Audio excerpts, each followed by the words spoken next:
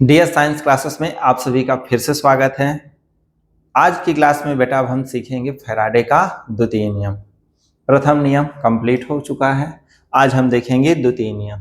तो द्वितीय नियम में देखिए क्या कहा था फैराडे ने। उन्होंने कहा कि श्रेणी क्रम में जुड़ा हुआ भिन्न भिन्न विद्युत अपघट्ट पदार्थ के विलयन में, ये कॉपर सल्फेट और सिल्वर नाइट्रेट, ये क्या है बेटा, विद्युत अपघट्ट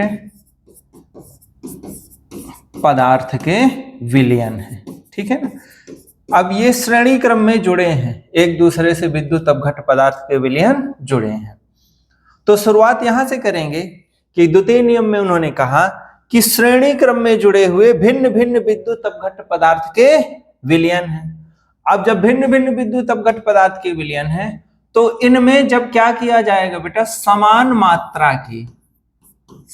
मात्रा की विद्युत धारा प्रवाहित की जाएगी, समान मात्रा की विद्युत धारा प्रवाहित की जाएगी। तो इलेक्ट्रोड पर एकत्रित जब विद्युत धारा प्रवाहित की जाएगी इनसे, तो यहां ये जो इलेक्ट्रोड हैं, सभी इलेक्ट्रोडों पर क्या होंगे, पदार्थ क्या होते हैं बेटा, एकत्रित होते हैं। तो इस वाले इलेक्ट्रोड में अलग पदार्थ एकत्रित होगा, इस वाले इलेक्ट्रोड में अलग पदार्थ एकत्रित होगा। ठीक है ना, क्योंकि भिन्न भिन्न विद्युत अपघट्ट है। तो देखिए प्रथम नियम में कहा गया था कि इलेक्ट्रोड से मुक्त होता है पदार्थ, और दूसरे नियम में, द्वितीय नियम में कहा गया है इलेक्ट्रोड में एकत्रित होने वाले पदार्थ। तो ऐसे शुरुआत करेंगे कि श्रेणी क्रम में, यह श्रेणी क्रम में जुड़ा है, तो श्रेणी क्रम में जुड़े हुए भिन्न भिन्न विद्युत अपघट्ट पदार्थ के विलयन में जब समान मात्रा की विद्युत धारा प्रवाहित की जाती है तो इलेक्ट्रोड पर जो एकत्रित होने वाले भिन्न भिन्न पदार्थ की मात्रा है, इलेक्ट्रोड पर जो एकत्रित होने वाले क्या है बेटा, भिन्न भिन्न पदार्थ की मात्रा, ये इनके तुल्यांकी भार के क्या होते हैं, समानुपाती होते हैं। यही क्या है, द्वितीय नियम। इसको देख के शब्दों में चलिए पहले बनाना सीखते हैं, फिर परिभाषा में लिखाऊंगा भी।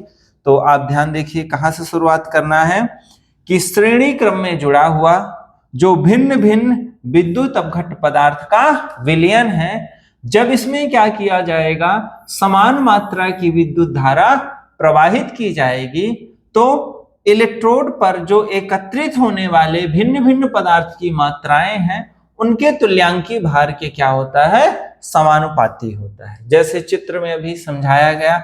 अब चलिए इसको परिभाषित करते हैं। लिखिए परिभाषा चित्र को देखते हुए क्या कहा गया है। देखिए जैसा समझाया गया सेम परिभाषा है कि जब श्रेणी क्रम में जुड़े भिन्न भिन्न विद्युत अपघट्ट पदार्थ के विलयन में समान मात्रा की विद्युत धारा प्रवाहित की जाती है, तब इलेक्ट्रोड पर जो एकत्रित होने वाले भिन्न भिन्न पदार्थों की मात्राएं हैं उनके तुल्यांकी भार के क्या होते हैं, समानुपाती होते हैं।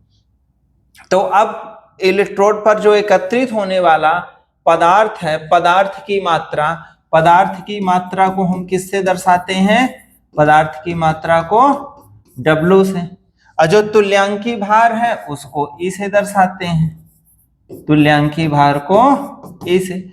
तो कहा गया है पदार्थ की मात्रा तुल्यांकी भार के समानुपाती है, तो पदार्थ की मात्रा W समानुपाती E, तुल्यांकी भार हो गया। समानुपाती का चिन्ह हटाए तो कोई ना कोई स्थिरांक आएगा, तो स्थिरांक लिख दिए। अब E को इधर लाएंगे तुल्यांकी भार, तो W/E बराबर स्थिरांक हो गया।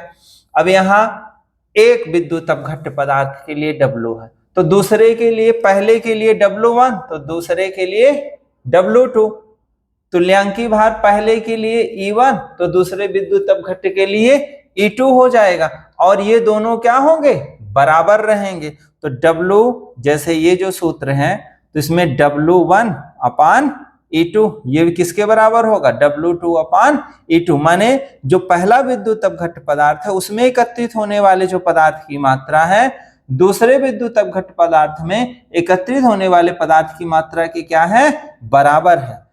तुल्यांकी भार भी दोनों का क्या होगा, बराबर होगा। तो ये रहा इसका गणितीय रूप। फिर देखिए जो 1 फैराडे का मान, ये जरूर ध्यान दीजिएगा, परीक्षा में एक खाली स्थान में बहुत पूछता है, न्यूमेरिकल क्वेश्चन में भी आएगा कि फैराडे 1 फैराडे का मान कितना होता है, तो आप बताएंगे 96,500 कूलाम होता है।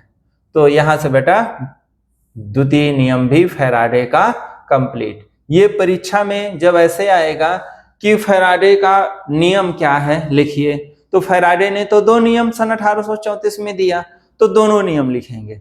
और जब प्रथम और द्वितीय नियम नाम लेके कहेगा प्रथम नियम बताइए, तो केवल प्रथम नियम करेंगे। जब कहेगा फैराडे का द्वितीय नियम समझाइए, तो ये द्वितीय नियम बस समझाएंगे, फिर प्रथम वाला नहीं समझाएंगे। तो जैसा प्रश्न पूछेगा उसके अनुसार हमें आंसर देना है। धन्यवाद।